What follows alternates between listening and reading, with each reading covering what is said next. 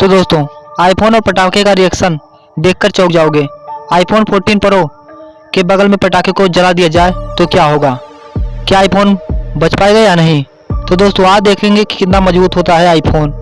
इस एक्सपेरिमेंट को mister Indian hacker channel द्वारा किया गया। फिर पटाखे को बिछा दिया जाता है।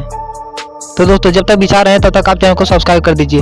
अगर आप अपने माँ से सच्चे दिल से प्यार करते हैं तो वीडियो को लाइक जरूर कर दीजिए।